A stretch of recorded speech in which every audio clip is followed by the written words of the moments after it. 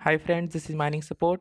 Here I am presenting few important questions related to non-technical portion and current events. First question से हमारा कि पटना में Asia का पहला डॉल्फिन रिसर्च सेंटर खोला गया। डॉल्फिन रिसर्च सेंटर खोलने का एकमात्र उद्देश्य है डॉल्फिन जो कि भारत का राष्ट्रीय जलीय जंतु के रूप में शामिल किया गया है। कब किया गया? 2009 में। तो इसको संरक्षण देना एकमात्र प्रावधान है और डॉल्फिन के घटते हुए जो संख्या है तो इसको कम करने के लिए मतलब इनके प्रजाति को बढ़ाने के लिए ये उपाय किया गया है। बताते चलें कि डॉल्फिन जो है IUCN के रेड लिस्ट में शामिल है। मतलब IUCN उसी जंतु को रेड लिस्ट में शामिल करता है जिनकी संख्या डे बाय डे घटते रहती है या तो वो काफ़ी कम संख्या में होता है। तो एक इंडेंजर्ड स्पीसीज होता है और एक होता है एक्सटिंक्ट स्पीसीज।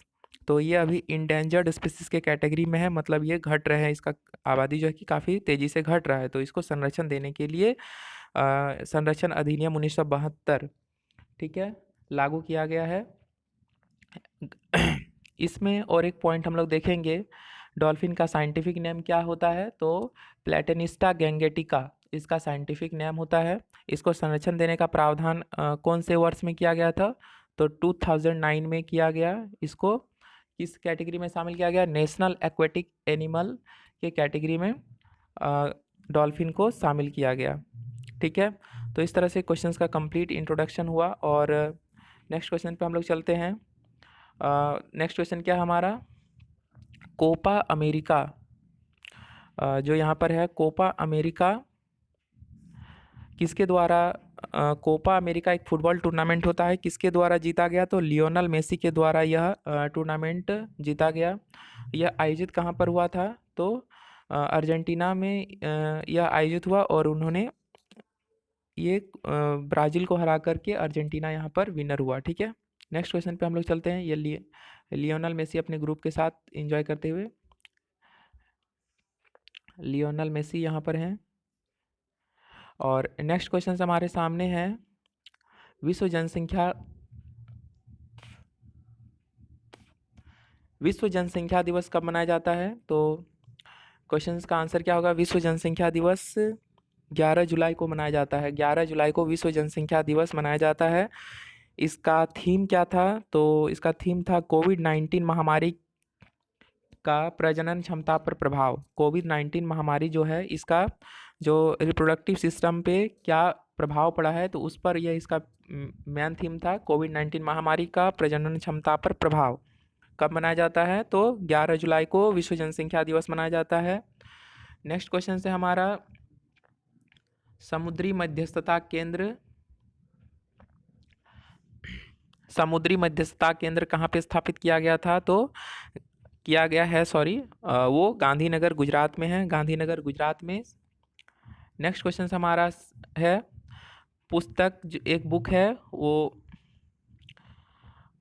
काफ़ी इम्पोर्टेंट वेटेज रखता है, क्योंकि अभी से जो भी हमारा ओल्ड बुक्स है एंड ऑथर है तो उनका प्रायोरिटी देने के लिए क्वेश्चंस पूछा जाता है। ठीक है, तो डॉक्टर हामिद अंसारी के द्वारा लिखित पुस्तक है, वो पुस्तक का टाइटल क्या है? By many a happy accident recollections of A life. पुस्तक लिखा गया है किनके द्वारा? तो मोहम्मद हामिद अंसारी के द्वारा लिखित पुस्तक है by many a happy accident recollections of A life. Next question हमारे सामने है,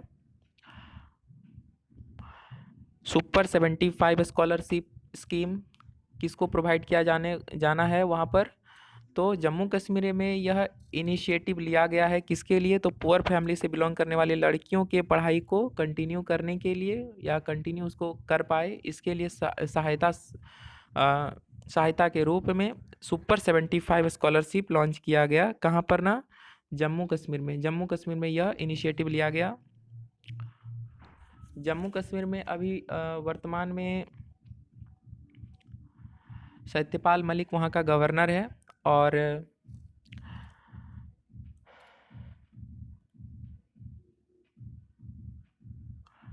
महबूबा मुफ्ती वहाँ का भी CM है। नेक्स्ट क्वेश्चन हमारे सामने है, जर्मन वॉच के द्वारा जर्मन वॉच के द्वारा, ये क्वेश्चंस काफ़ी इंपॉर्टेंट रखता है। तो क्या है क्वेश्चंस हमारे सामने कि वैश्विक जलवायु जोखिम सूचकांक ग्लोबल क्लाइमेट रिस्क इंडेक्स 2021 में भारत का स्थान कितना है? तो भारत का स्थान 7वां है। ग्लोबल क्लाइमेट रिस्क इंडेक्स में भारत का स्थान 7वां है। मोजाम्बिक इसमें पहला स्थान पर है। जर्मन वॉच को हम लोग किस नाम से जानते हैं? तो थिंक टैंक के नाम से जानते हैं जर्मन वॉच को, ठीक है। जर्मन वॉच को पर्यावरण थिंक टैंक के नाम से जाना जाता है। जर्मन वॉच के द्वारा यह लिस्ट जारी किया जाता है।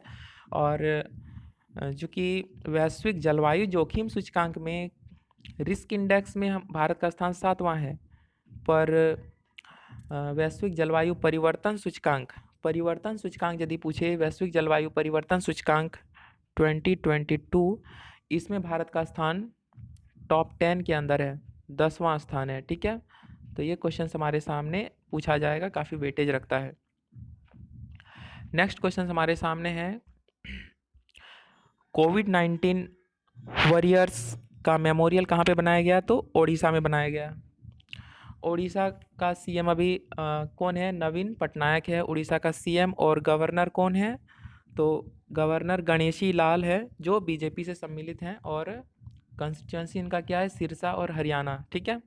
नेक्स्ट क्वेश्चन हमारे सामने है, देश का सबसे बड़ा फ्लोटिंग सोलर पावर प्लांट। चूँकि फ्लोटिंग सोलर पावर प्लांट यदि पूछे विश्व का, तो हमारा होगा ओंकारेश्वर बांध, नर्मदा नदी के ऊपर है। ये हमारा मध्य प्रदेश में स्थित है। लेकिन पूछेगा फ्लोटिंग सोलर प्लेटफॉर्म, तो ये हमारा सिंगापुर में स्थापित है, सिंगापुर में, ठीक है। ये ग्रीन एनर्जी को बढ़ावा देने के लिए स्टेप लिया गया, क्योंकि वहाँ पे ऐसा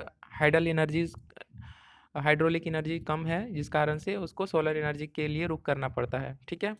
नेक्स्ट क्वेश्चन हमारे सामने है, ग्रैंड मास्टर में अपना दूसरा अंतर्राष्ट्रीय पोजीशन हासिल करने वाली भारत की 21वीं महिला ग्रैंड मास्टर कौन बनी? तो 21वीं महिला ग्रैंड मास्टर दिव्या देशमुख बनी। दिव्या देशमुख 21वीं महिला ग्रैंड मास्टर कौन है? तो दिव्या देशमुख, ओके। दिव्या देशमुख 21वीं महिला ग्रैंड मास्टर बनी। नेक्स्ट क्वेश्चन हमारे सामने है,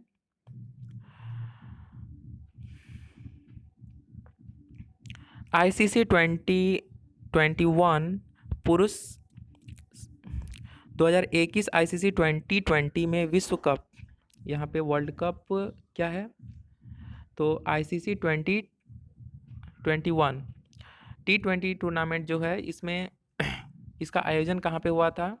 T20 टूर्नामेंट का आयोजन संयुक्त अरब अमीरात में हुआ था, प्लस ओमान, दो ऐसे जगहों पे संयुक्त अरब अमीरात और ओमान में आयोजन हुआ था। और इसका विजेता कौन बना? ऑस्ट्रेलिया बना इसका विजेता, ठीक है। तो इसका विजेता कौन बना? ऑस्ट्रेलिया। T20 विश्व कप 2021 ICC का कहाँ पे स्थापित किया गया था, मतलब आयोजन किया गया था? तो संयुक्त अरब अमीरात, UAE प्लस ओमान। और इसका विजेता कौन बना? ऑस्ट्रेलिया बना। मैन ऑफ द सीरीज किन्होंने जीता? तो डेविड वार्नर ने जीता man of the series David Warner ने। सर्वाधिक रन किन्होंने बनाया? तो पाकिस्तान का प्लेयर बाबर आजम, 303 रन कुल बना पाया वो। और सर्वाधिक विकेट लेने वाले कौन थे? वानिंदु हंसराजा, ठीक है। 16 विकेट लेने वाले खिलाड़ी थे वानिंदु हंसराजा। नेक्स्ट क्वेश्चन हमारे सामने है, पैरा ओलंपिक 2 गोल्ड मेडल जीतने वाली प्लेयर कौन थी टोक्यो पैरा ओलंपिक में? तो टोक्यो पैरा ओलंपिक के 2 गोल्ड मेडल जीतने वाली प्लेयर का नाम यहाँ पे था अवनी लेखरा राजस्थान की प्लेयर है। और इन्होंने 2 स्वर्ण पदक, एक स्वर्ण पदक और एक कांस्य पदक जीतने वाली प्लेयर है, जो कि पैरा ओलंपिक प्लेयर है। और इन्होंने गोल्ड मेडल किस में जीता? तो 10 metre air rifle SH1 category में इन्होंने गोल्ड मेडल जीता। और प्लस ब्रॉन्ज मेडल इन्होंने किस में जीता? तो bronze medal 50 metre rifle 3 position SH1 में इन्होंने टोक्यो पैरा ओलंपिक में ब्रॉन्ज मेडल जीता। तो इस तरह से ये इन्होंने परफॉर्मेंस अपना दिया टोक्यो पैरा ओलंपिक में। ये हमारे सामने है दीपिका कुमारी, ठीक है। तो दीपिका कुमारी झारखंड में रांची की रहने वाली प्लेयर है। इन्होंने इनका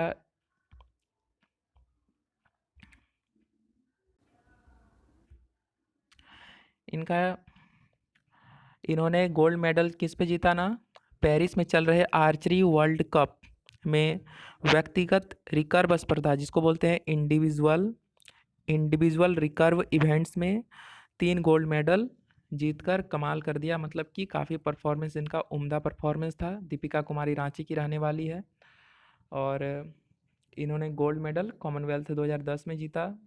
वही चीज़ बात यहाँ बताया जा रहा है। और यह ऐसी प्लेयर है जिन्होंने अर्जुना अवार्ड जीता और पद्मश्री विजेता भी रही है, ठीक है।